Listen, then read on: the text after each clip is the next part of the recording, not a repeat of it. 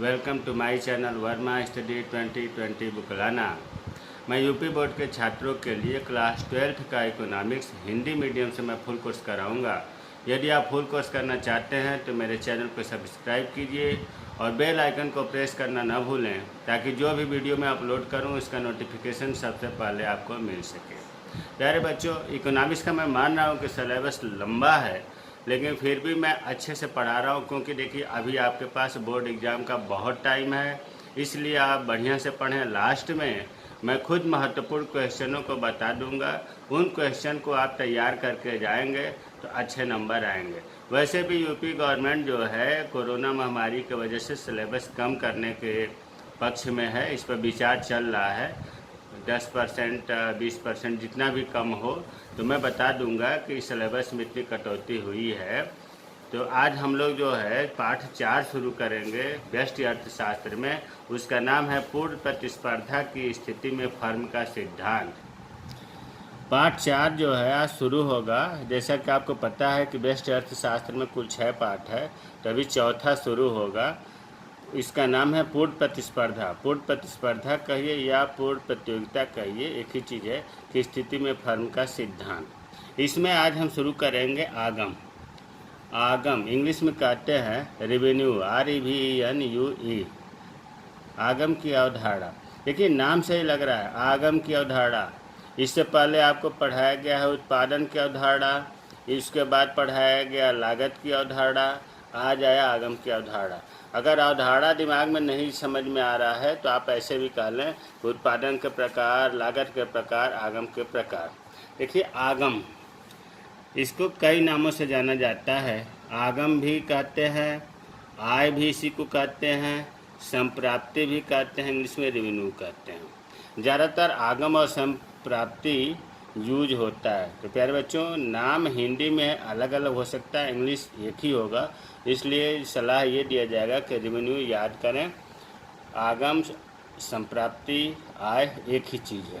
अब इसकी परिभाषा पहले आप व्यवहार में ही सुन लें कि जो भी उत्पादक करने वाला है, उत्पादन करने वाला है, वो अपनी वस्तुओं को बेचता है मार्केट में। बेचने के बाद जो उसे आय मिलती है, जो उसे रुपए मिलते हैं, वही आगम या आय कहलाती है। किसी वस्तु के विक्रय से जो मूल्य प्राप्त होता है वही विक्रेता की आय कहलाती है। परिभाषा बहुत आसान है, सीधी सी बात है, एक शब्द में एक लाइन में याद करें कि वस्तु के बेचने से जो मिलता है वही आगम या संप्राप्ति कहलाती है। अब आगम 3 प्रकार का है, कुल आगम, औसत आगम, सीमांत आगम। इससे पहले आपको उत्पादन में भी यही बताया गया था। उत्पादन 3 प्रकार का है, कुल उत्पादन, औसत उत्पादन, सीमांत उत्पादन।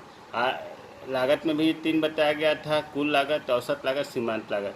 प्यारे बच्चों, आगम की अवधारणा हो, उत्पादन की अवधारणा हो, लागत की अवधारणा हो, इन तीनों को थोड़ा तसल्ली से कंपैरिजन करके पढ़ेंगे ना तो बिल्कुल आसानी से याद हो जाएगा, और थोड़ा थोड़ा सा अंतर है, कन्फ्यूजन नहीं रहेगा। तो आते हैं आगम 3 प्रकार का है। कुल आगम, इंग्लिश में कहते हैं टोटल रेवेन्यू, साथ में बोलते हैं TR। अब TR का नाम लेते ही आपके मन में आ जाना चाहिए, T का मतलब टोटल हो गया, R का मतलब रेवेन्यू, कुल आगम। औसत आगम, औसत का अंग्रेजी एवरेज, आगम के रेवेन्यू, साथ में AR।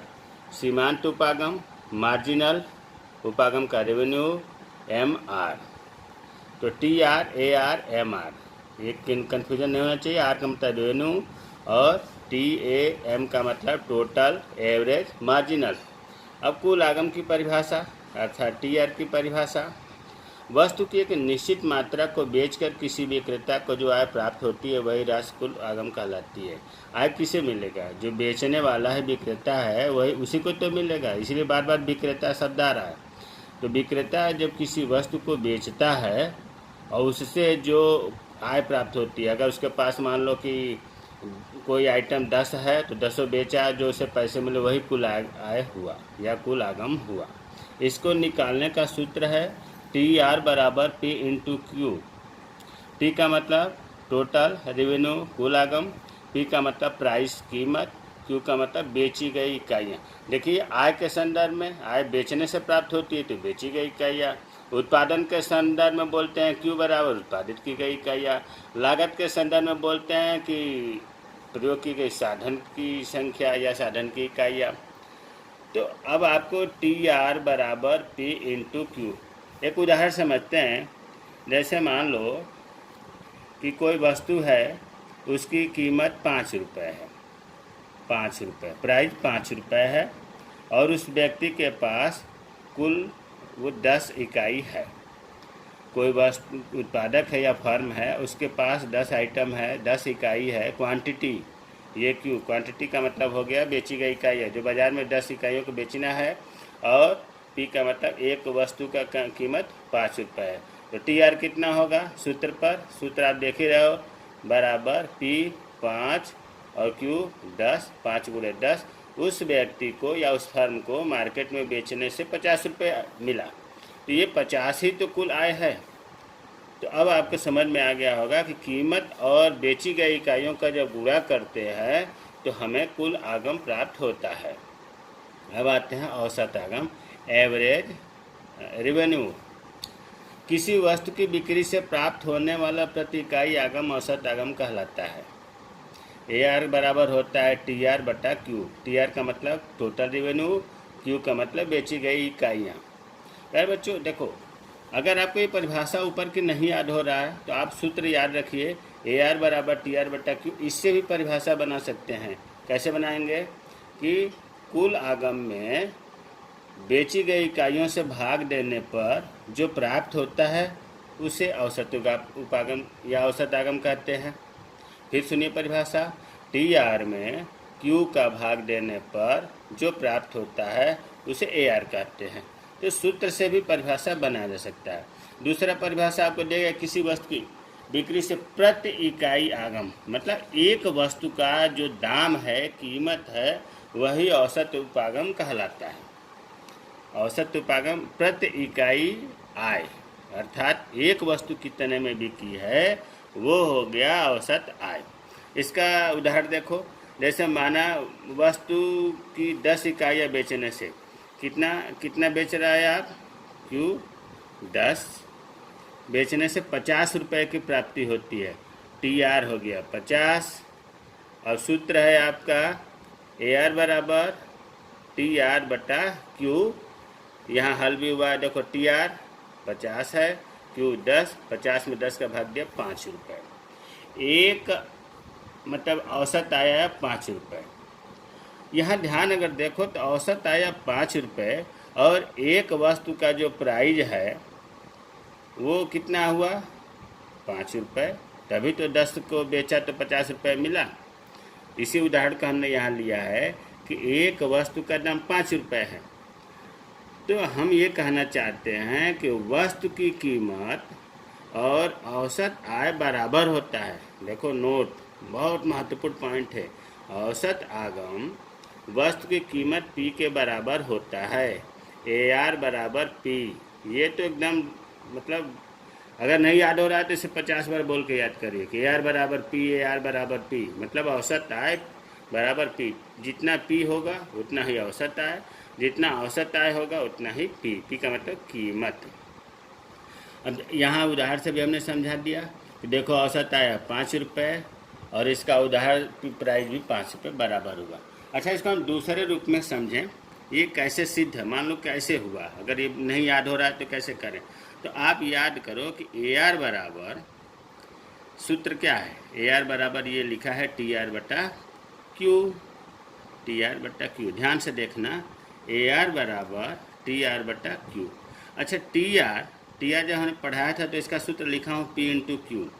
तो इसके जगह पर हम टी आर के जगह पर पी इंटू क्यू लिख दिया। कोई दिक्कत नहीं होना चाहिए, क्योंकि टी आर बराबर पी इंटू क्यू होता है।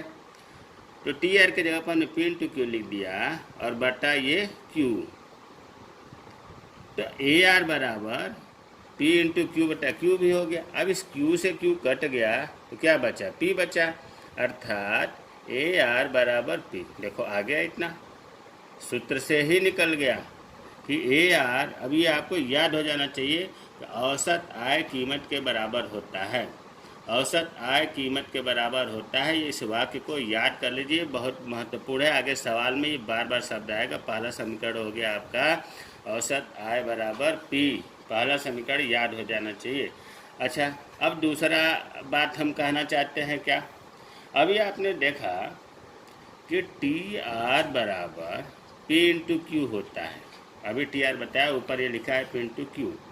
अब टी आर बराबर पी इंटू क्यू होता है, और आपको ये भी पता चल गया कि पी को हम ए आर कह सकते हैं, कीमत को हम औसत आगम कह सकते हैं। तो ऐसे भी तो कह सकते हैं टी आर बराबर पी के जगह पर हम ए आर लिख दें, क्योंकि पी जितना होता है उतना ए आर भी होता है, ए आर इंटू क्यू। यह आपका दूसरा समीकरण हो गया।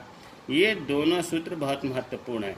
इसका मतलब कि जो हमने ये टी आर पढ़ाया था, यहाँ पर जो पहला लिखा था टी आर और पी इंटू क्यू, दूसरा सूत्र हम ऐसे भी लिख सकते हैं टी आर बराबर ए आर इंटू क्यू, क्योंकि पी ए आर बराबर होते हैं। तो पी के जगह पर हमने ए आर लिख दिया, तो दो समीकरण निकल गया। औसत आय का सूत्र हो गया टी आर बटा क्यू, और औसत आय कीमत के बराबर होता है। अब तीसरा आते हैं सीमांत आगम। अर्थशास्त्र में जहाँ भी सीमांत का प्रयोग हो, इसका मतलब होता है अतिरिक्त इकाई। अतिरिक्त किसी वस्तु की एक अतिरिक्त इकाई के बिक्री से कुल उत्पादन में जो वृद्धि होती है वही सीमांत आय कहलाती है। एक अतिरिक्त इकाई के बिक्री से कुल आय में जो वृद्धि होती है। अगर सीमांत उत्पाद में पढ़ेंगे तो वहाँ है किसी वस्तु की एक अतिरिक्त इकाई के उत्पादन से, लागत में साधन की लागत से, तो आप कंपेरिजन करके देख लीजिएगा, M R, M C, M P लगभग एक ही जैसा है। तो सीमांत आगम की परिभाषा किसी वस्तु की एक अतिरिक्त इकाई की बिक्री से कुल आगम में जो वृद्धि होती है वही सीमांत आगम कहलाता है। इसके सूत्र दो तरह का है, एम आर एन बराबर T R N minus T R N minus one. दूसरा सूत्र है एम आर बराबर डेल्टा टी आर बटा डेल्टा क्यू। मान रहा हूँ कि ये सूत्र देख करके आप हड़बड़ा जाते होंगे कि तो बहुत कठिन है। इससे पहले भी मैं बताया हूँ बहुत बढ़िया से। अगर आपको ये सूत्र नहीं भी याद आता है तब भी घबराने की बात नहीं है, आसानी से निकल जाता है। आपको ज्ञात करने का तरीका पता होना चाहिए। चलिए कोई उदाहरण जैसे मान लेते हैं। मान लिया कि कोई फर्म है, वो 10 इकाइयों का जिसको हम क्या कहते हैं क्यू का 10 इकाई बेचती है। अब आय निकालना है तो बेचने से ही तो मिलेगा, उत्पादन करना नहीं कहेंगे। 10 इकाइयों को बेचती है तो हमें कुल आगम जिसको क्या कहते हैं टी आर कितना मिला। मान लिया कि 50 मिला, 60 में लिख दिया हूँ, समझिए। 10 इकाइयों को कोई फर्म बेचा तो उसे टी आर 50 मिला, कुल आय उसे 50 रुपये मिले। अब 11वीं इकाई को बेचा तो कुल आय मतलब टी आर चलो मान लिया 60 मिला। तो ये कंडीशन हो गया, सवाल हो गया कि 11वीं इकाई का सीमांत आय बताइए। अब प्रश्न है कि 11वीं इकाई का सीमांत आय बताइए। तो देखो पहले इस सूत्र को समझा देते हैं। इस सूत्र से अब ये जो लिखा है ना एम आर एन का मतलब हुआ कि nवीं इकाई का सीमांत है, तो हमें 11वीं इकाई का निकालना है। तो एम आर 11 लिख सकते हैं। ये 10वीं इकाई का होता तो 10 लिखते। ये चीज़ क्लियर हो गया। एम आर ज्ञात करना है, nवीं इकाई कौन सी इकाई का निकालना है, 11वीं इकाई का सीमांत आय निकालना है, तो एम आर 11। ठीक। अब टी आर एन ये कह रहा है कि अधिकतम कुल आय कितनी है। तो 10 इकाई का आय 50 दिया है, 11 इकाई का 60 दिया है, तो कुल इकाई का कह रहा है, तो कुल इकाई का 60 हो गया। तो टी आर एन बराबर 60। अब टी आर एन माइनस 1 मतलब इससे एक पहले का एक कम, अर्थात 11वीं का जब हमने 60 लिखा तो एक कम 10वीं होगा। 10वीं का कितना है 50 है, तो 60 में से 50 गया 10। इसका मतलब कि 11वीं इकाई का सीमांत आय 10 हो गया। ये उत्तर आ गया। दूसरे विधि से अगर निकालना हो तो देखो ये इससे भी आसान है। डेल्टा टी आर, डेल्टा का मतलब होता है चेंज, परिवर्तन। कुल आय में कितना परिवर्तन हुआ और कुल मतलब इकाई में कितना परिवर्तन हुआ। तो देखो पहले हम कुल आय 50 था, फिर 60 हुआ, दोनों में अंतर कितना हुआ 10। तो डेल्टा टी आर बराबर हो गया 10। और डेल्टा क्यू मतलब इकाइयों में कितना परिवर्तन हुआ, तो ये 10 से 11 1 हुआ, तो 1 का भाग देंगे 10। इस विधि से निकाला या इस विधि से निकाला, MR आ गया आपका 10। तो ये बहुत आसान है, आसानी से निकल जाता है। अब इससे संबंधित कुछ सवाल हल होंगे ताकि आपको भी जो आय से संबंधित सवाल है वो आसानी से आ जाए, गलती ना हो। बहुत इजी है, थोड़ा सा आप ध्यान देंगे तो समझ में भी आएगा, आनंद भी आएगा। देखिए, निम्नलिखित तालिका को पूरा कीजिए। वस्तु की प्रति इकाई बाजार कीमत 10 रुपये है। वस्तु की कितनी बाजार में कीमत है, 10 रुपये। और बेची गई मात्रा, क्वांटिटी इसने दे दिया 0 1 2 3 4 5 है। अब आपको निकालना है TR, MR, AR, प्रति इकाई कीमत निकालना है। अब आपको लग रहा है तो बहुत कठिन है, इतना दे दिया और कीमत दे दिया, ये सब कैसे निकलेगा। देखिए ध्यान से, बहुत आसान है। सबसे पहले प्यारे बच्चों, बाजार कीमत हम लिखेंगे 10 रुपये। अब ये देखना है हमें कि जो बाजार कीमत है 10 रुपये, तो इन पहले कीमत में लिख दें। देखो, जीरो वस्तु, एक वस्तु का कीमत है 10 रुपये, कोई वस्तु नहीं है तो उसका कीमत थोड़ा नहीं होगा, नील होगा, खाली होगा। एक वस्तु का कीमत 10 रुपये। जब कीमत 10 रुपये है तो सब में 10 रुपये ही होगा। 2 वस्तु भी खरीदेंगे तब भी 10 का ही प्रति इकाई कीमत लिखा है, ध्यान दो। ये 2 इकाई है तो 20 नहीं करना है, ये 6 इकाई है तो 60 नहीं होगा। प्रति इकाई कीमत सभी वस्तुओं का बराबर रहेगा, 10 रुपये 10 रुपये 10 रुपये। इसे देखिए, प्रति इकाई कीमत पूर्ण प्रतियोगिता में समान रखा जाता है। अभी आगे पढ़ेंगे हम लोग पूर्ण प्रतियोगिता। यहाँ इतना कंसेप्ट याद रखिए कि बाजार 2 तरह का होता है, पूर्ण प्रतियोगिता, अपूर्ण प्रतियोगिता। पूर्ण प्रतियोगिता में प्रत्येक वस्तु का समान कीमत होता है, अंतर नहीं होता है। चलिए, प्रति इकाई कीमत हमें मिल गया। अब हम चलिए TR निकालते हैं। अब TR कुल आय या कुल आगम या कुल संप्राप्ति, इसका सूत्र निकालने के लिए आपको बताया गया है कि इसका सूत्र होता है P में Q का गुणा करते हैं। P में Q का गुणा करते हैं और P को हम AR भी कह सकते हैं। तो ये भी हम कह सकते हैं कि AR गुणे Q, लेकिन AR निकला नहीं है इसलिए दूसरा सूत्र प्रयोग नहीं कर सकते। P इंटू Q, P भी दिया है Q भी दिया है तो TR निकल जाएगा। तो इसका हम गुणा करेंगे, यहाँ कुछ नहीं है, 0 में करेंगे तो आपका हो गया 0। 1 का 10 में किया 10, 2 का 10 में किया 20, 30, 40, 50, 60। कैसे निकाला हमने TR, P इंटू Q से। दूसरा सूत्र होता है AR इंटू Q, ये प्रयोग नहीं कर सकते क्योंकि AR नहीं दिया है। अब हमने निकाल लिया। अब MR निकालना है। MR सीमांत है, कोई जरूर नहीं कोई सूत्र का यहाँ प्रयोग करें। देखो, हमेशा मैं बताता हूँ कि 2 इकाइयों का अंतर से MR निकालते हैं। अब यहाँ इसके ऊपर क्या है हमें नहीं पता, तो 0 का 0 लिख देंगे। अब इसका इसमें से 10 में से 0 घटाएंगे तो 10, फिर 20 में से 10 घटाएंगे 10, 30 में से 20 घटाएंगे 10, 40 में से 30 10, 50 में से 40 10, 60 में से 50 10। आ गया सीमांत, कितना आसान है। अब आते हैं AR। AR के आपको 2 सूत्र बताया गया है। एक सूत्र तो बताया गया है कि AR बराबर होता है TR बटा Q, और दूसरा आपको बताया गया है कि AR बराबर P। प्यारे बच्चों, जब हमें ये पता है कि P के बराबर ही AR होता है तो P देख रहे हैं कि 10 है तो सब में 10 लिख देंगे। 10 10 10 10 10 10 10। अगर मान लो ये ध्यान नहीं आ रहा है कि AR बराबर P होता है तो TR बटा Q देख लो। TR ये है, Q से भाग देंगे 0 का, सॉरी यहाँ जो है ये था ना AP, यहाँ खाली है तो यहाँ भी तो खाली होगा। जब हम AR बराबर P तो ये डैश होगा। अब बाकी P का ही हमने मान लिख दिया क्योंकि जितना P होता है उतना AR होता है। दूसरा अगर TR बटा Q से निकालना है तो देखो, TR में Q का भाग TR 0, 0 से 0 में भाग दिया तो 0 का ये या डैश का ये एक ही चीज़ है। अगर आप डैश लगाएं या 0 लगाएं दोनों सही है। अब 10 में 1 का भाग देंगे क्योंकि TR 10 है तो ये कितना हुआ 10 हो गया। 20 में 2 का भाग दिए 10, 30 में 3 का भाग दिए 10। अब हम ये कहना चाहते हैं कि आप या तो सूत्र से निकाल लीजिए या ए आर बराबर पी, ये हो गया। तो ये आपका ये सवाल हुआ, देखिए कितना आसानी से निकल गया। अगर आप यहाँ अभी हमने बताया कि बाजार पूर्व प्रतियोगिता होती है, यहाँ थोड़ा सा हिंट कर देना चाहते हैं। पूर्व प्रतियोगिता में अगर ध्यान दो, ये जो पी आया, पी और बराबर ए आर है ना, और बराबर एम आर तीनों बराबर होते हैं।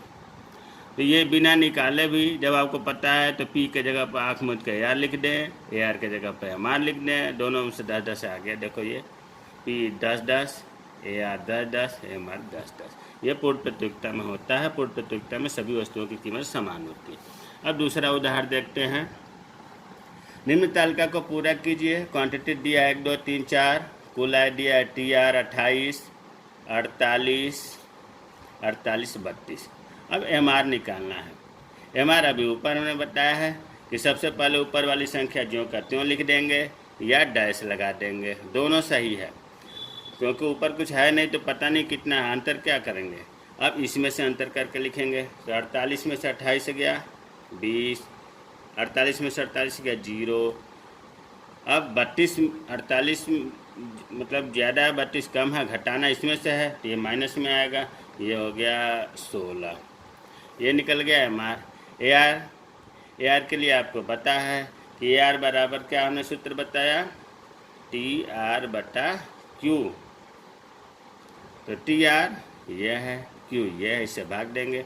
1 का 28 में भाग देंगे 28, 2 का 48 में भाग देंगे तो 24, 16, 8, यह आ गया। तीसरा सवाल देखते हैं। निम्न तालिका को पूरा कीजिए। विक्रय की गई इकाइयाँ दिया है 1, 2, 3, 4, कीमत दिया है 7, 6, 4, 2। प्यारे बच्चों, यहाँ कीमत दिया है, तो अब पहले तो हम ये जानते ही हैं कि P जो है ए आर के बराबर होता है। P तो हम इसी तरह से लिख दें 7, 6, 4, 2। क्यों? इसका सूत्र अभी हमने बताया कि ए आर बराबर पी आ गया। और दूसरा सूत्र आपको पता ही है कि टी आर बटा क्यू। तो टी आर निकाल कर क्यू से देख लेना, उतने ही आएगा। अब टी आर कैसे निकालें? टी आर का सूत्र आपको बताया गया है पी इंटू क्यू। पी दिया है, क्यू दिया है, गुणा कर लेंगे। 7, 6 दूना का 12, 4 3 12, 4 दूना 8। एम आर जब टी आर है तो इस तरह से पहले अंक वही लिखते हैं। 12 में से 7 गया 5, 12 में से 12 गया 0, 8 में से 12 गया -4। ये हमने निकाले दिया था। पी का मान ही रख दिया पूरा। वैसे आप टी आर का क्यू में देख लो, टी आर ये है, क्यू ये है। 7 में भाग दिया 7, 2 से 12 में 2 से भाग दिया 6। तो जिस भी सूत्र से, इससे हल करो या इससे हल करो, इतना ही आता है। चौथा सवाल देखते हैं। निम्न तालिका को पूरा कीजिए। वस्तु की बाजार कीमत भी निर्धारित कीजिए। लाभ अधिकतमीकरण निर्गत स्तर ज्ञात कीजिए। टी आर दिया हुआ है, टी सी ध्यान दो, कुल लागत दिया हुआ है। लाभ हमेशा टी आर मतलब कुल आय में से कुल लागत घटाते हैं तो लाभ निकलता है। तो अब इसमें से हम घटाएंगे, तो 0 में से 5 जब हम निकालेंगे तो यहाँ घटाते हुए लिखते हैं। अब देखो ये टी आर पहले रखेंगे, ये 5 रखेंगे, तो ये संख्या कितना होगा, माइनस में 0 में से 5 गया 5। अब ये 0 में से 5 गया 5 ही तो होगा। अब 5 में से 7 गया -2, 10 में से 10 गया 0, 15 में से 12 गया 3, 20 में से 15 गया 5, 25 में 23 गया 2, 30 में से 33 गया -3। देखो ये संख्या बड़ी है तो माइनस में आ रहा है, ये छोटी है, तो यहाँ भी जब ये संख्या बड़ी है तो ये भी माइनस में आएगा। अब हमने लाभ निकाल लिया। इसमें देखो पूछ रहा है, थोड़ा सा इसमें अलग है, ये चीज़ निकल गया कि लाभ हमने निकाल लिया। वस्तु की बाजार कीमत भी निर्धारित कीजिए। आपको पता है कि बाजार कीमत मतलब प्राइस, और प्राइज AR को कहते हैं, औसत आगम को कहते हैं। औसत आगम का सूत्र क्या है? TR/Q। और TR कोई सा भी TR ले लो, जैसे मान लो ये 30 ले लिए, लास्ट वाला लिया 30, तो अब 30 का क्वांटिटी कितना है? 6, 6 6 5 30, AR 5, और AR को ही तो हम कहते हैं प्राइज। तो हमारी कीमत पता चल गई, कीमत 5 रुपये। आ गया उत्तर। बाजार कीमत निर्धारित कीजिए, कीमत 5 रुपये। अगर मान लो 30 का ना लेकर के 25 का लेते हो तो 25/5 कर देंगे, 20 का 20/4, 15/, सब के 5 ही आएगा। तो हम प्राइज निकालने के लिए औसत आगम निकालेंगे, और औसत आगम को ही तो कीमत कहते हैं। औसत आगम कीमत के बराबर होता है, इसलिए कीमत निकल गया 5 रुपये। एक शब्द और जोड़ा है इसमें कि लाभ अधिकतमीकरण निर्गत स्तर ज्ञात कीजिए।